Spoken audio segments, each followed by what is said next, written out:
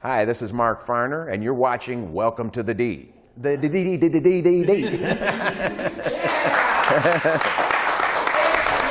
All right. Welcome to the D!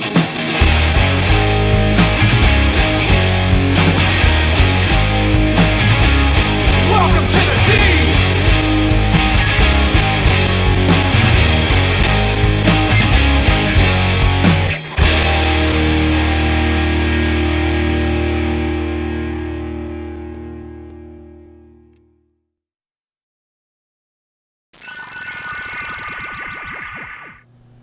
All right, please welcome to the show, rock legend, Mark Farner. Mark, thanks for taking time out to come hang with us today. My pleasure. All right, how about we get the early musical history of Mark Farner? How you got started playing, who were your influences? The early musical history. It was an accident. It was a football accident, because actually I was playing ball. I was injured, and a doctor told me I wouldn't be playing any more football. I wasn't going to be running track in the fall. And my mother, feeling sorry for me because she knew that I lived to hear my name called on the loudspeaker when I made a tackle. That was Farner number 66 in on the tackle. Man, I'd just be prancing. I'd say that louder, say that louder. It's all the kids want us to watch them. I was a kid once. I wanted everybody to watch me. I wanted my mom and dad the most to watch me, So she knew this. And for my 15th birthday, she rented a K flat top guitar and got me 6 lessons. And which, got me to trim my fingernails on my left hand, keep them down there where I could, and learned how to tune the guitar and play do-do-do-do-do-do-do-do-do-do-do. And then the guitar teacher blew his foot off with a 12-gauge shotgun. He was climbing a fence during pheasant season up there, and it was it's a no-no to climb a fence with a 12-gauge anyways.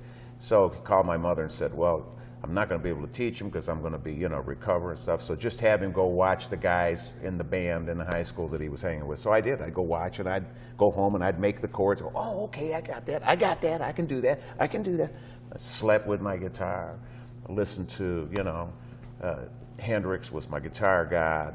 Early Clapton, Fresh Cream. That is the only Clapton that I didn't like any other Clapton stuff, really. It didn't sound like Cream to me, It didn't sound totally like this agree. balls to the wall guitar that just engulfed your ears and took control of your soul, But then, I listened to early on Yardbirds, Jeff Beck, saw those guys at the IMA in Flint, Michigan, blew my mind. Hendrix blew my mind up there, And then I got to hang with Hendrix and, some of the pop festivals that we played, and he had me come over to his dressing room, and he was at the Fillmore East when I got off stage. Terry Knight opened the dressing room door, and here's Hendrix standing in my dressing room with his hat on, man. I'm going, wow, with the only thing I could think of to say, I said, like, the coolest thing I could say, you're a really good guitar player. It's like, what the hell? I think we all get starstruck once in a while, don't know what to say. Yeah, man. So that's how it got started. Well, now, one thing that's always been great about your music, you have an incredible sense of groove. I mean, there's bands that play hard music or even rock or whatever, but you can always tell the guys that are rooted in like the R&B, funk, blues kind of thing. Did you like those bands like Motown, or let's say like War, Earth, Wind and Fire, Average White Band, MC5, whoever? Yeah, man, and of course listen to CKLW, being right there in Flint, Michigan. Rosalie, and I was very much influenced by the R&B coming out of Detroit, by Motown, and if I do listen to any music, once in a while my wife and I will listen to Motown stuff, or the stuff that we like to dance to, and we'll push all the furniture back out of the living room, and we'll tear that thing up. Now, how did you first meet Terry Knight, Don, Mel? How did you guys get together? Terry Knight was a disc jockey on one of the stations, and he was like a frustrated wannabe musician, really. But he had a gift of gab, and he got with Don Brewer and the other guys in the Jazz Masters, and they called it Terry Knight and the Pack. Well, their bass player got drafted, so they asked me if I could play bass, and I said, well, I think I can, you know. So I went and bought a bass, and I joined the band, and I played bass for a while. After we fired Terry Knight, because he just couldn't sing as good as Brewer or I, so we're thinking, why should he be up there singing lead when he really can't sing? We're doing the backgrounds. So we ended up firing him, and went with the Fabulous Pack for a few years. I played with the Bossmen early on. You know Dick Wagner? You know Dick Wagner. Alice Cooper. He played on the first Aerosmith album. Yeah. And I wrote my first song when I was with the Bossmen, 18 years old. I wrote Heartbreaker, which turned out to be not such a bad song later. Yeah, it's a great tune. So how did you transition from being a bass player in Terry Knight's band to now you're playing keys, you're playing guitar, you're singing, you're the band? How did that transition take place? It just comes out. If it's in there, it'll come out. And it was in there, and it's coming out. I don't have any formal training, like I said, you know, those 3 lessons. I don't read music, I don't write music, I write songs. But as far as, you know, notes and things like that, I can't relate to it. So it's always groove, dude. It's all, for me, if it doesn't groove, what's the sense in it? What's the sense in it? I want something that makes me want to shake my ass. Really, seriously, I'm a dancer. All right, now every band has that breakout gig that puts you on the map. So you guys, a bunch of young guys having a great time playing music, all of a sudden you explode on the scene. Which gig really put you on the map? The Atlanta Pop Festival, 1969. It was the 3rd, 4th, and 5th of July. And there was 180,000 people there. And our attorneys were doing the legal work for the show. That's how we got on the show. No one ever heard of Grand Funk Railroad before. We didn't have any music. We didn't have any records. And just a band that the attorneys knew. But they said, we will put these guys on and they will play for free. And we will do the legal work for your festival for free. Just put our guys on there. So they put us up there, and 180,000 people stood to their feet and didn't want us to leave the stage. They liked that groove.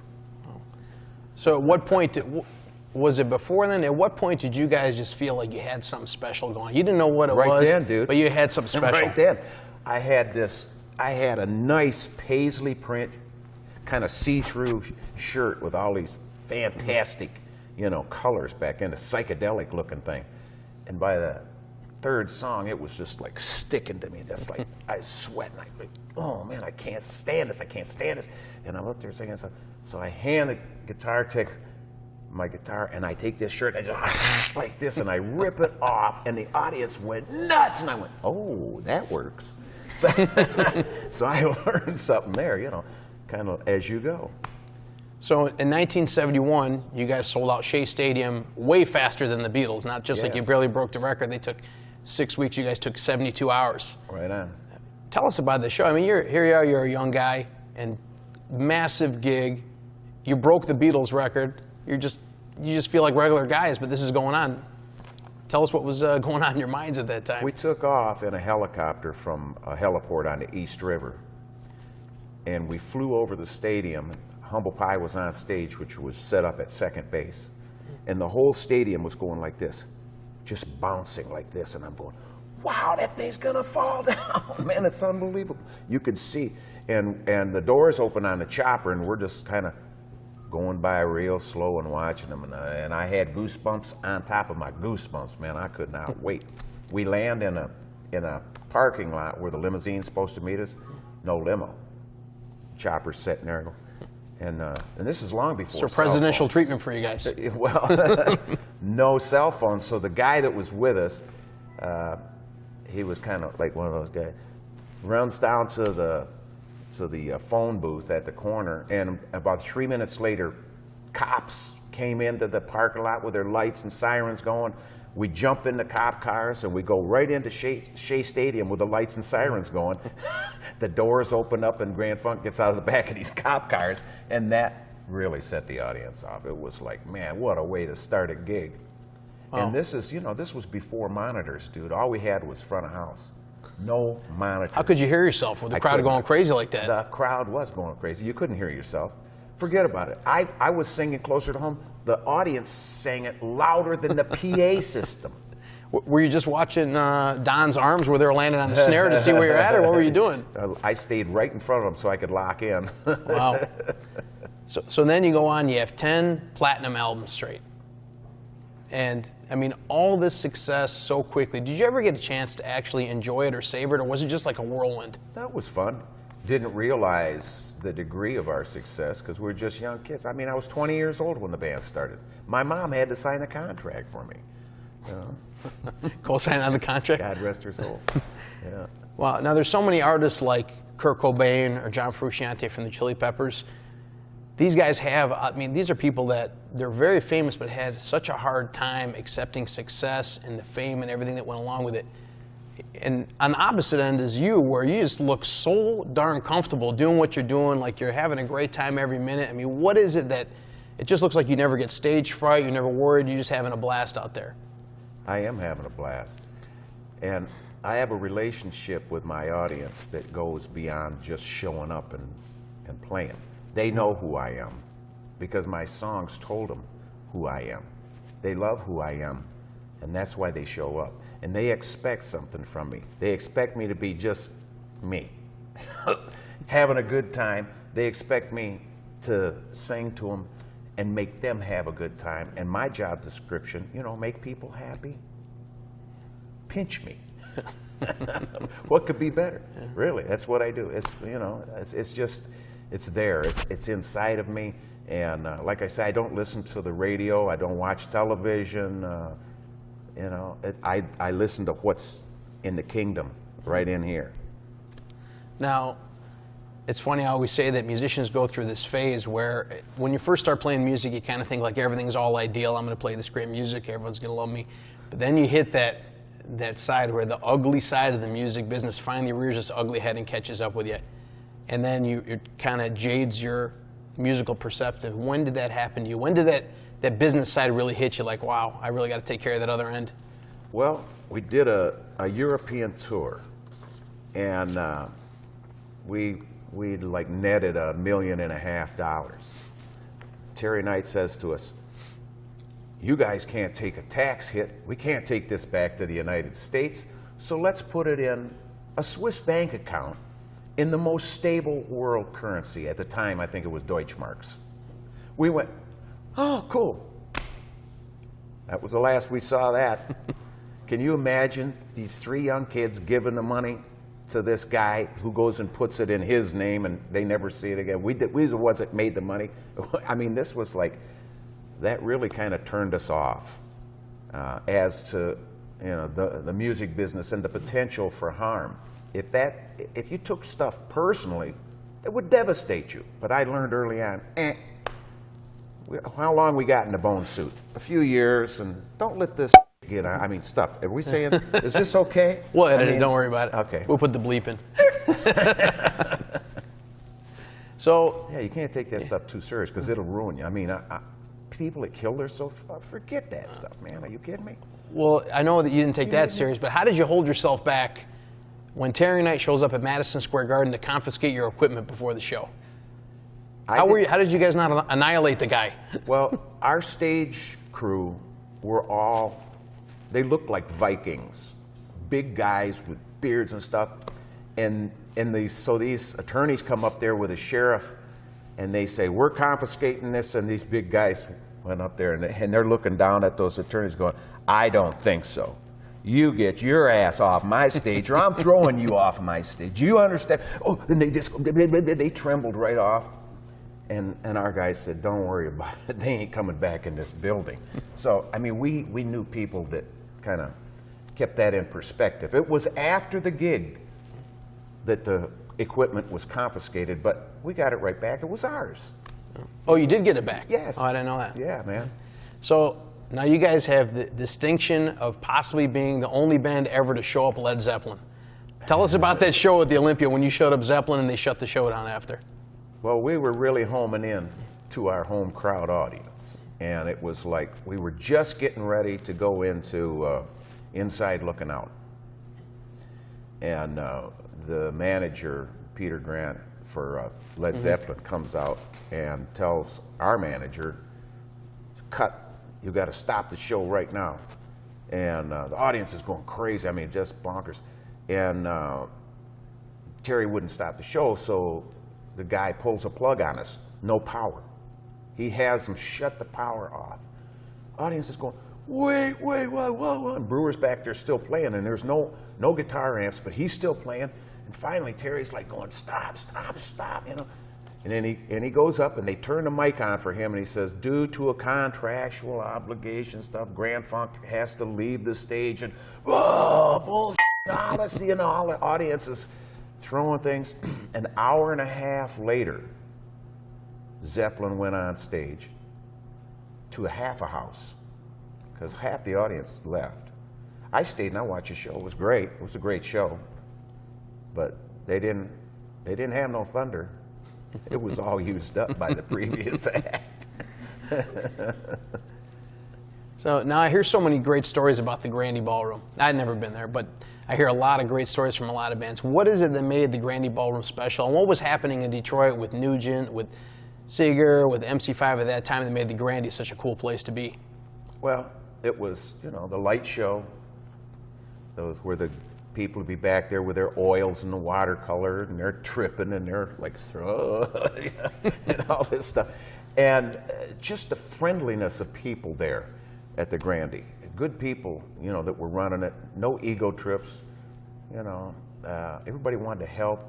And the people that showed up were like flower people, man. I mean, seriously into the music and into the scene and the whole nature of that building, the character that was put in by those who constructed that building. There was some workmanship in there. And just being in that, you know, that was part of the whole, the attraction and the mystique about the Grandy. And happened to carry a B3 organ up a set of really steep steps, dude. That was another adventure being at the Grandy. Now, you've played some of the most incredible arenas and stadiums around the world. What are some of your favorites? Well, I think probably in Italy, we played some baseball stadiums over there. There was so many people that came out, they couldn't get in. The shows were sold out, and the people started rioting. So they bring the National Guard out. They're shooting tear gas into the crowd. They shoot tear gas over the wall into the stadium. It's coming down. We're in the dressing room. I'm going, what is that? What is that? What the? Ah! It's like, oh my God. And it gassed us all out. I mean, but the enthusiasm of those people, you know, it's like they got to bring out the National Guard because Grand Funk's in town. Wait a minute. I'm about to, and Anaheim Convention Center, people showed up way more than, you know, the capacity. They wanted inside. They started throwing bricks through the big glass windows in the convention center. There was all kinds of. In Florida, man, at Pirates World, they turned 3 cop cars upside down and set them on fire because they couldn't get in to see Grand Funk. It was like, you guys drove them crazy, huh? I'm thinking, you know, they wanted to see their band. Those are some of the memorable things. And why are they so memorable? Because people got, you know, they wanted to see us so bad. We played the World Series Baseball Stadium, Osaka, Japan, and it was raining like a cow pissing on a flat rock. I mean, it was coming down. Monsoon season. As we're going to the gig, we're dodging manhole covers. You know, cast iron manhole covers are blowing up. The wind is blowing so hard, and we're like, wow.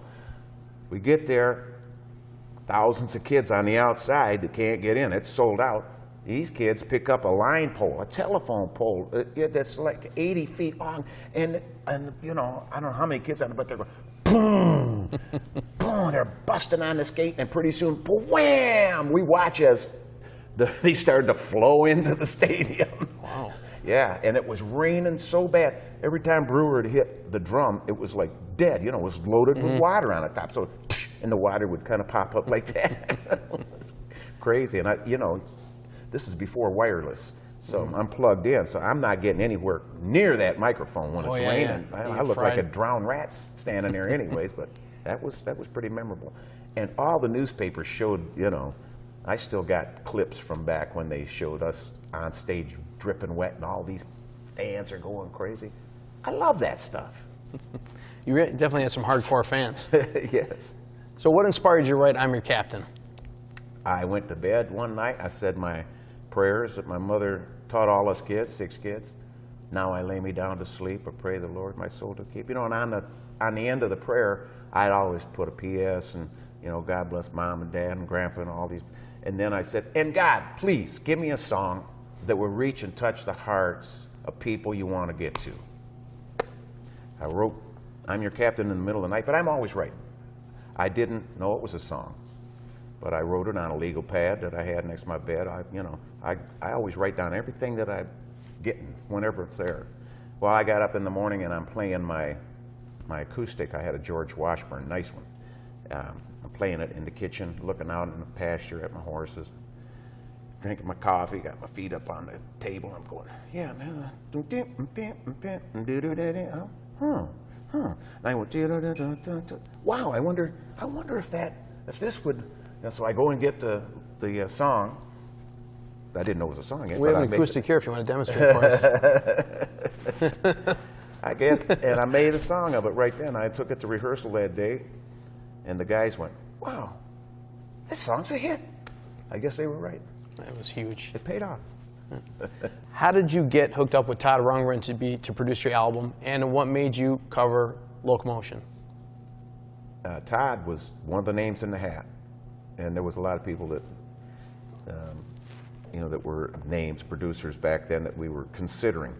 But when they said Todd Rundgren, I just said, he's got some good music, and and Lynn Goldsmith, our publicist, was kind of eager for us to work with Todd, and she kind of, sold me on the idea because he's a musical genius, I think, really a good producer.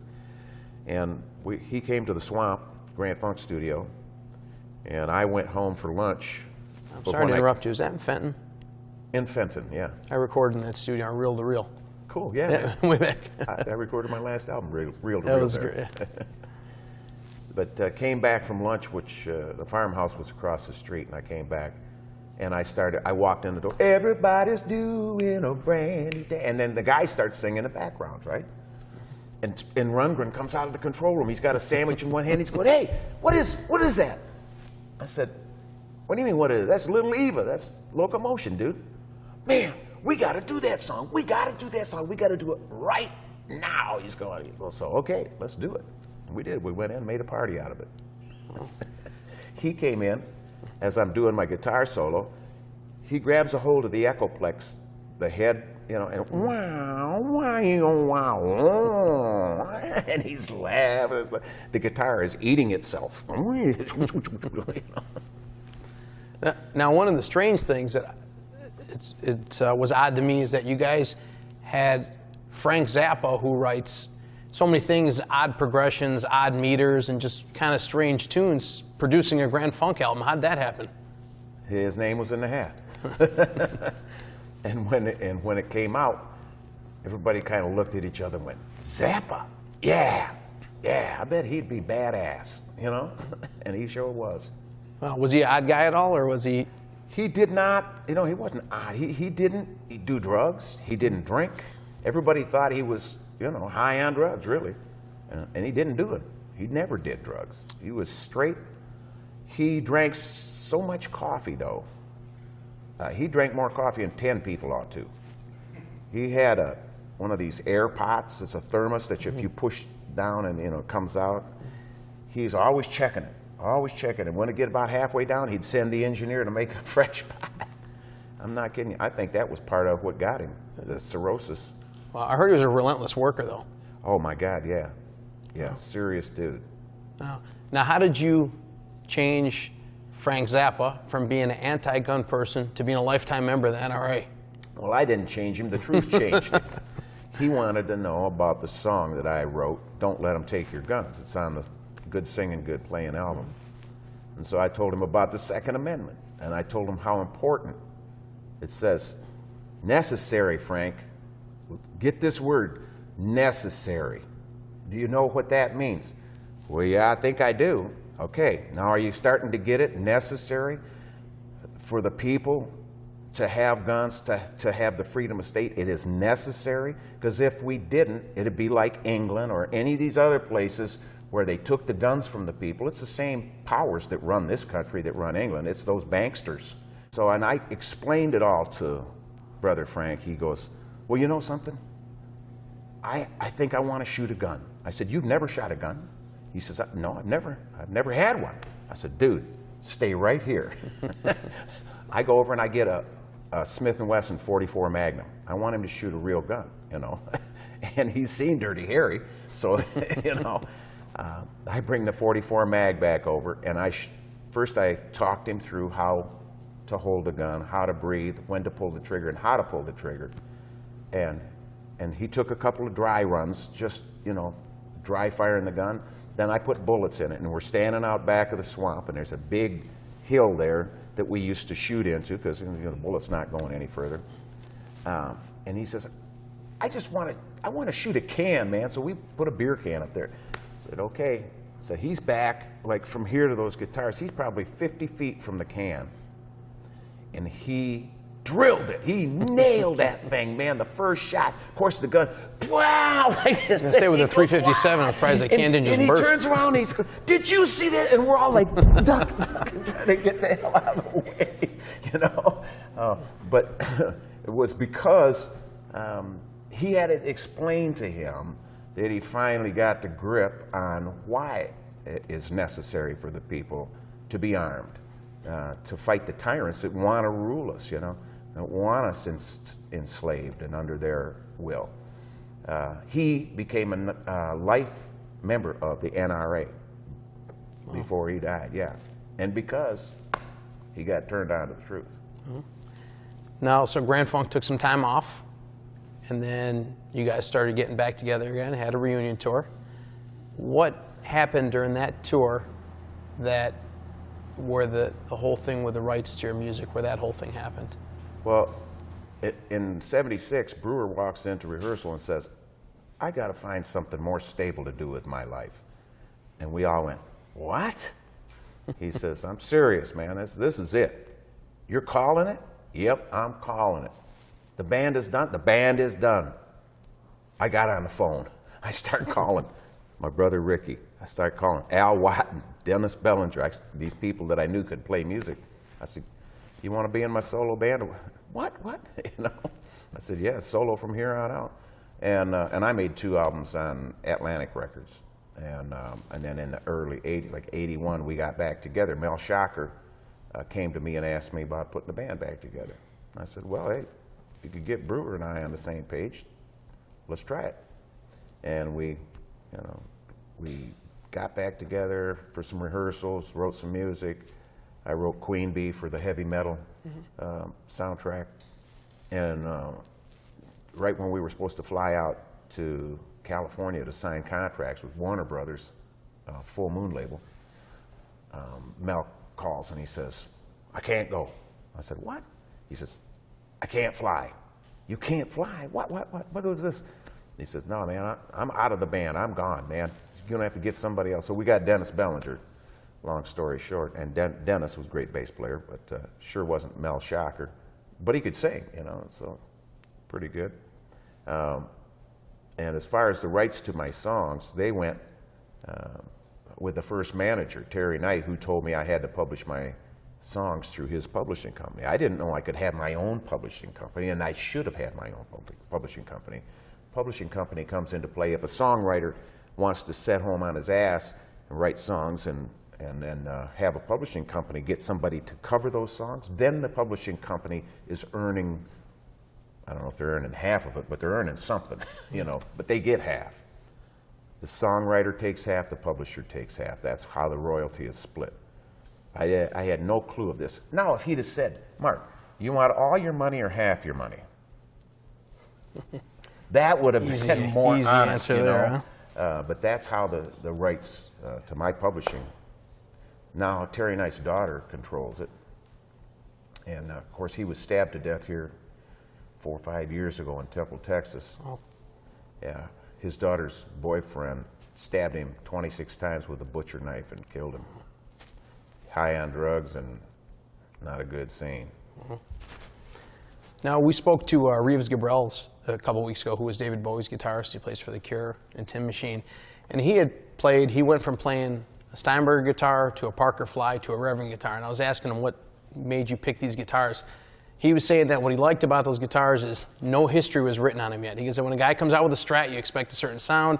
Telly, you expect a certain sound. He said, came out with Steinberger, nobody knew I was going to play. Parker Fly, nobody knew I was going to play. Right. Reverend guitar. Now, you play a Parker Fly. Yes. Is your main guitar. What was your reason for picking that instrument? I had an operation on my neck in '96 that fused 2 of my vertebrae, C5 and C6. And the doctor told me no more slabs. I mean, no more Strat, no Telly, you know, no SG, no slabs. Nothing over, you know, he says, if you can, the lighter you can get, the better. And when I was in Japan with Ringo, I had gone to Korg. I always stop in when I'm there because I've endorsed them for years. And I wanted to see what they had in stomp boxes, new pedals and what have you. And they introduced me to the Parker Fly there. And when the guy handed it to me, I went, wow! You know, I thought it was going to be a guitar. You know, it's like, wow, this piece of paper. So I knew it was very light.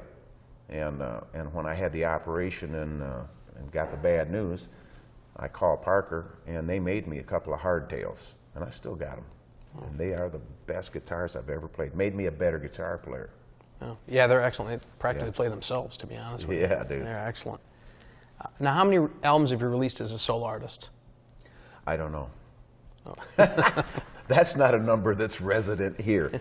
That's my wife could tell you. Lisa probably knows. Yeah. You know, honey? Now, you'd have also had success with Christian rock. Can you tell us about that? God rock, yeah. Well, I got into the church scene because I thought I was a sinner and I needed God and I needed to go to heaven and all this. I didn't want to go to hell, so I went to church. But it's just more debt consciousness. I came from debt consciousness into debt consciousness. But Jesus said, "Oh, no man anything." And I went, "No man?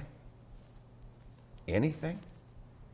That's quite a concept, because that's free, and that's what he's saying. Oh, no man anything. But the modern day church put me into debt consciousness, and I didn't belong there. And it wasn't until the Spirit came to me and made me free that I really got free. And I really know what freedom is. I really know where I'm going after my time in the bone suit. I'm already halfway there. I've got my foot in the door, and the Spirit's got a hold of me. It is the truth, and it is love. And love is unconditional. It put me in the bone suit. It's going to take me from this bone suit to the next stage of my existence. And I know that. But the music that I wrote and that I played was under the influence of this debt consciousness. So I put people in the same debt with that music. All right, getting back for a second to the rights to the Grand Funk songs. Now, can you still play those songs live now? Is that an issue? I mean, you wrote the songs. It's not an issue. I wrote them. Yeah, the issue would be if I said they can't use them, which I have the right to do, but I'm you don't want to pull the plug on them? Weed, geez, oh, Pete. I just, and believe it or not, I don't have any hard feeling towards those guys. I feel sorry for the fans because I'm a fan. And when the Beatles were all still sucking air, I said, why don't they get back together? Those idiots, don't they know there's fans out here that want to see them? Well, bury the hatchet, man. Show us the Beatles. But so I know, and I know that there's fans who would say, we don't care about your indifference. Just get together on stage and play music. Be Grand Funk. And I've tried to put that, on the table several times talking to those guys, but they're not into that. They're into presenting this new version of Grand Funk. And people ask me about the Shea Stadium footage and about, the Bosnia footage, because it was all filmed. but they control that because they're 2/3 of the corporation. I'm only a third. They threw me out as an officer. I don't have any say-so over what goes on with my music. I can just sit back and go, that's all. But they won't release any of that stuff because I'm the star of that show, right? I'm the front man of that show. And he's not there, so they're not going to release that stuff. And it's too bad for the fan. I really feel sad for the fans. I think the fans really want to see the original Yeah. lineup reunited. It's not the same Grand Cut Funk. the crap already. Now, you're also part Cherokee Indian. Yes, I am, 1/8. Wow. Have you ever been honored by the Native Americans for your accomplishments? Absolutely. I was given the Medal of Honor by the Cherokee Nation for my lifetime achievements. And I was given a ceremonial prayer robe by the Sioux Nation, which, you know, as far as I'm concerned, I don't need to be in the Rock and Roll Hall of Fame. I got better than the Rock and Roll Hall of Fame. I got, you know, my people recognizing my efforts. But speaking of the Rock and Roll Hall of Fame, it's, you know, people ask, why ain't you guys in the Rock and Roll Hall of Fame? I want to tell you, because we don't have that brown ring around our lips that it takes to get in there. And it ain't going to happen. We don't bow to that God. Now, what do you think about the current state of the music industry and how it's changed so much in the last 30 years with downloading and everything else? Do you think there's less of a respect for the musicians and appreciation for intellectual property? Well, there's been fewer and fewer real musicians show up. Guitar players that aren't even playing, they're just whacking and smacking and, I mean, just making noise, big noises and trying to be theatrical, and they're trying to create something that's not within them. I say, and it's not working. A lot of it's not working. I do listen to some music. When I go into my son's room, he's now 23, he listens to the satellite and plays modern rock or, you know, some of the stuff. And I'll say, well, who's that? You know, that sounds like a pretty good groove right there. But very few, you know, very few. I think it's like, I don't know what's happening to music, but it's not getting better. You know? I agree. I think a lot of it has to do with the deregulation. And prior to the deregulation, the FCC rule was a 777 rule. You could own 7 AM, 7 FM, and 7 television stations, which limited the ownership of our airwaves and put it in the hands of family men. I knew these guys, you know. Herman Spiro down in Cleveland, Channel 5 owned, you know, the radio station and owned a television station. We go on there and we do, you know, shows with James Brown and you know, play music. But it was guys who had a moral conscience about what their babies and what their grandbabies were looking at, what they were seeing, you know, on the television. In 1995, under Clinton, it was deregulated. And the same people who issued the currency to this country ended up with the ownership of most of terrestrial radio. Clear Channel is those people. You talk about sterile, no soul. These people have no soul. I don't even know if they're really people. They're far removed from who we are. And because they're leading the crap, and there's an insanity at the top, what do you expect? It's not going to be good. No matter where it hits, from insanity, trickle down is no good, no matter which rung of the ladder it lands on. You know, and our world is that way right now. I mean, I see musicians getting real, true players that are really dedicated to their craft are getting so discouraged because with things being the way they are, they really can't make a living doing it. So they say, heck with it, I just get a day job and forget about music. Brother, some of the best musicians in this country don't have a record deal. I've heard them, and they're not going to get on a label because they're not related to somebody, or, you know, it's just the whole corrupt institution. Now, you also have a biography out, book called From Grand Funk to Grace. Can you tell us about that? Yes, it is. Chris Englehart, who wrote Beatles Undercover, and he wrote who's the lead guitar player for Aerosmith? Joe Perry? Joe Perry. He wrote Joe Perry's book. I'm not in the business. I'm kind of only when I get on stage, you know. But yeah, the biography is like a timeline from when I got started and up until, you know, say 10, 15 years ago. But there's going to be another book. When's that coming out? Probably about 2 years, because the movie's coming out in a year, the documentary. I was just going to ask you about the movie, I'm Your Captain. Yeah, that's it's underway, and taking, you know, bits and pieces, and we're getting testimony from people that are still sucking air, and there's going to be a lot of that in there. Yeah, but more of a, not like behind the music or anything like that's been done already. This is like just more or less through a bunch of people that are in the business that know me and you know, can relate to my story and help tell it. Oh, now in July 2010, sadly, your son was injured with a spinal cord accident. How is everything now? Is he doing any better?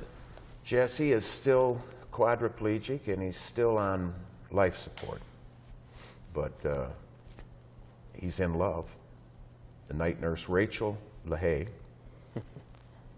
fell in love with Jesse, and Jesse fell in love with Rachel. And she's a few years older than he is, and she was engaged to be married when she started working there, but I came off the road and I asked Lisa, I said, am I seeing what I think I'm seeing in there? And she goes, oh yeah, you're seeing it. Because, I mean, prior to Rachel starting to work there, Jesse had asked me 2 weeks before that. He asked me to come in his room and he says, I want you to pull the plug on my machine. Oh. Yeah. Dude, my heart sank. And I said, I'm your dad, dude. You can't ask me to do that. And you got to give time for the prayers. There's a lot of people praying for you. There's a lot of love.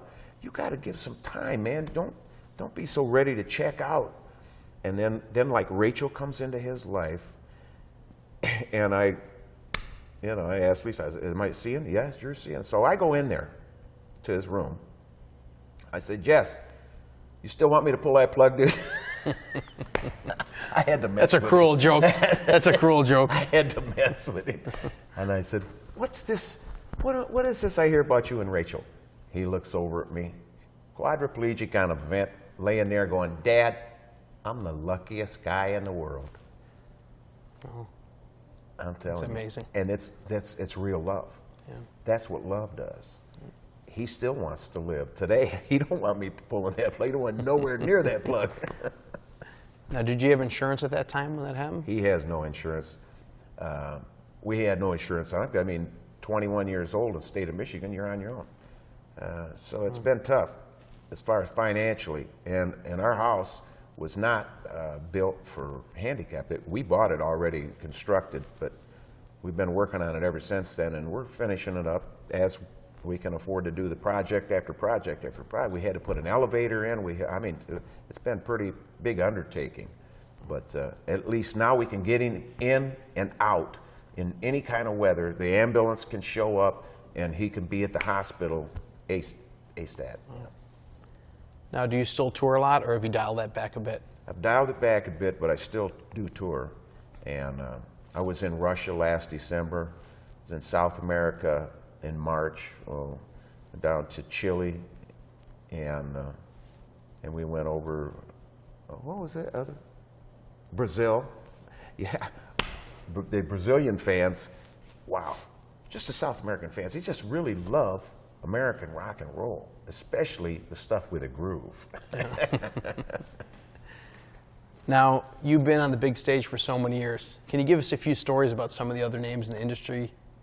Like, I know you're talking about Hendrix. I mean, these are things people want to hear, because a lot of us that love Hendrix have never seen him. Or some of the other, whoever you think is, you know, how was it hanging out with the guys in Detroit? Or yeah, I always like to tell the story about Janis Joplin, because she was a fan and a friend, and I was a fan of hers and a friend of hers. and we played a lot of festivals together. And whenever she would go on first, I would be there, you know, the Grand Funk would be there cheering her on the side. And when we'd go on first, she's there cheering us on the side. And so we're playing this pop festival in West Palm Beach, Florida, and the Stones are going to go on at close. And they're using a helicopter to shuttle us from where the hotel was on one of the keys, this big old pink hotel. We'd land on the beach, you know, and go back and forth. Well, we flew back. She stayed and she watched us do our show. We get in a helicopter. We fly back over to the hotel. Everybody gets out, and this helicopter's done kind of like a motorhome on the inside with these pin spots and, you know, couches and chairs and stuff. But it's a Huey. It's a big ass Huey, and we're out and going up towards the hotel, and you know how everybody kind of ducks when they go? You would never touch that rotor. I mean, it's like 5 feet above you, right? But everybody has to duck. We're going like this, and I look around, and I'm going, where's Janis? Where's Janis? And I asked one of the crew guys, I said, give me your light. So I go back down to the chopper, and I look up in there, and she's pushing, like she's rubbing on the couch, on the cushions on this couch, and I get up on the rung of the ladder, and I'm looking up there, and I go, hey! And she turns around, you know. I said, what are you doing? And I get up there, and she's got Hershey chocolate, and she's smearing it all over, and this is hot. This is summertime, man. And she's smearing it on the couch, and she's smearing it on these seats. And I said, what are you doing? She says, the Stones are next, and I want to mess up Mick's britches. Oh, man. He used to wear these white satin pants, and she wanted to make it look like he did a do in his drawers, you know? He made a poo. What other, did you ever hang with Stevie Ray Vaughn or any? No, never did. Never Stevie Ray? Never met him. No. Any other guys you want to Great tell a couple guitar stories player, about? Outside of Break the news here. doing the European tour just before Shea Stadium, we were in Europe and we did a tour over there in Humble Pie. It was, you know, the first time we'd ever heard them, but good band. This was back when Stevie Marriott was in the band and Frampton. It was the original Humble Pie, and we were playing in Schweinfurt, Germany, and we had 10,000 troops going to show up. I always loved playing for the boys, you know, and the women in the armed service. But these guys are very enthusiastic. So the public was also invited and sold tickets. So that we're talking probably 25,000 people there. Well, they had backed 2 semi-trailers together, and that was our stage. And the spotlights, the Super Troopers on, were 3 tanks. There was a tank here, and a tank here. And every time I run across the stage, those guys go, like this. Wow. Yeah, it was good. But the Humble Pie back then, they were all just kind of crazy, you know, just they couldn't wait to do something. They knew they were good together, and they just couldn't wait to do something. So every time we go in a restaurant, Marriott started singing to the top of his lungs. Well, I started singing right behind him, harmonizing, you know. So that's kind of the way we went through Europe. And we walked in, and Marriott and I singing, hey, how you doing? Did anybody wake up out there? So with age and experience comes tremendous wisdom. What advice do you have for anybody out there right now that has their eyes on the prize, or they just want it? Musicians, you mean? Yep. Somebody that's looking to get into the business? Be passionate. You know, if it's meant to be, it'll be. And don't give up. Don't ever, ever, ever give up. Who said, you know, don't listen to your friends telling you to quit that stuff. If it's in your heart, do it with passion, because really that's what's missing. And when people discover passion in anything, you know, they'll buy it because it's what they want. It's what people want. They want the ultimate passion that you have for what you're doing. I slept with my guitar every night. Now, my wife doesn't like it between us, you know, but I'm not kidding. I go to sleep playing. I wake up in the morning first thing. Before I could even Open my eyes, still kind of crusty. I'm still, okay, yeah, there's that. That's where I was last night. Okay, yeah, there, I found that. You know? So, seriously, put yourself into it, both feet, you know, arms, legs, everything. Just get into it. dive head first, huh? Yeah. So Mark, if somebody wants to find you online, check out your music, see what's going on, how do they find you? MarkFarner.com. And not only do you find my music, which is made in America, you find my t-shirts, my hats, and everything that I sell on my store is made in the United States of America. And my stuff is printed on U.S. cotton, made by U.S. hands. I think more people need to support this country. Stop buying the foreign junk. Stop supporting 7 to 12-year-old slaves that work 12 hours a day, 7 days a week, and their barracks is in the back of the factory that they work in. They never leave the building. So let's stop supporting red communist China, who got most favored trade status under Clinton. Well, I got a question. You're talking about the shirts and stuff. Where can you go to get your shirts printed here on American cotton, American shirts? Where can you get that done? A lot of people don't know where to get that. In Nashville is where we do it. It's actually White House, is it? White House, Tennessee, called Missing Ink. And these people are, it's a mom and pop business. They run my site, and they have the stuff made in the U.S. and they print on it, and they silk screen, and they've got all the. Well, that's what we need to know, because most people, you go to buy shirts, or nobody even directs you to anything like that. Yeah, it's like, don't they care? I drive American. I drive American cars. Well, you saw mine. Yeah, brother. That's that's probably the only reason I'm sitting here. If you'd have picked me up in a foreign car. Any other words you want to give your fans? I love you.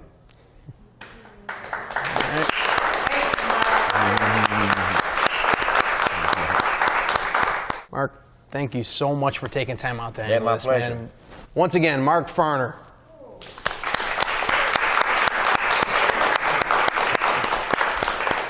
Well, thanks so much, man. That was awesome.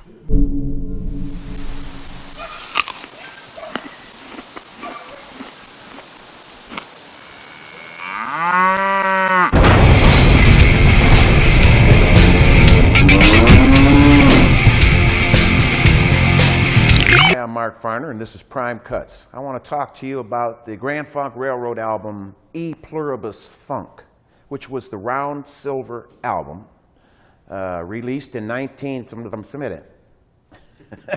Got that?